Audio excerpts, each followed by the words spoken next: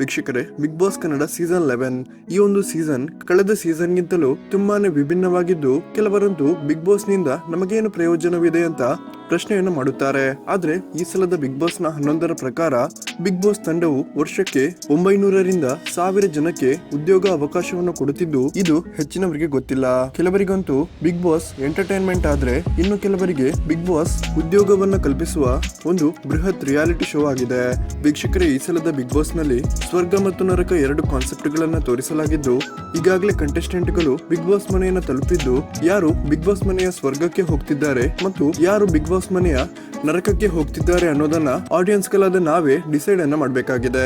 ನಾಳೆ ಶನಿವಾರ ರಾಜರಾಣಿ ಕೊನೆಯ ಎಪಿಸೋಡ್ ನಲ್ಲಿ ಆಡಿಯನ್ಸ್ ಗಳಾದ ನಾವು ಈಗಾಗಲೇ ಬಿಗ್ ಬಾಸ್ ಮನೆ ತಲುಪಿರುವ ಕಂಟೆಸ್ಟೆಂಟ್ ಗಳಲ್ಲಿ ಯಾರು ಸ್ವರ್ಗಕ್ಕೆ ಹೋಗಲಿದ್ದಾರೆ ಮತ್ತು ಯಾರು ನರಕಕ್ಕೆ ಹೋಗಲಿದ್ದಾರೆ ಅನ್ನೋದನ್ನ ಕರೆ ಮಾಡಿ ವೋಟ್ ಮಾಡೋದ್ರ ಮೂಲಕ ಡಿಸೈಡ್ ಮಾಡಬೇಕಾಗಿದೆ.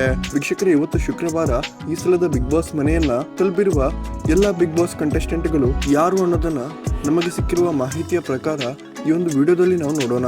ವೀಕ್ಷಕರೇ, ಯಾರೆಲ್ಲ ಈ ಸಲದ ಬಿಗ್ ಬಾಸ್ ನಲ್ಲಿ ಕಂಟೆಸ್ಟೆಂಟ್ ಗಳಾಗಿ ಸ್ಪರ್ಧೆಯನ್ನ ಮಾಡುತ್ತಿದ್ದಾರೆ, ಇವರೆಲ್ಲರ ಬಗ್ಗೆ ನಿಮ್ಗೆ ಏನು ಅನಿಸುತ್ತೆ ಮತ್ತು ನಿಮ್ಮ ನೆಚ್ಚಿನ ಕಂಟೆಸ್ಟೆಂಟ್ಗಳು ಯಾರು ಅನ್ನೋದನ್ನ ದಯವಿಟ್ಟು ಕಮೆಂಟ್ ಮಾಡಿ ತಿಳಿಸಿ.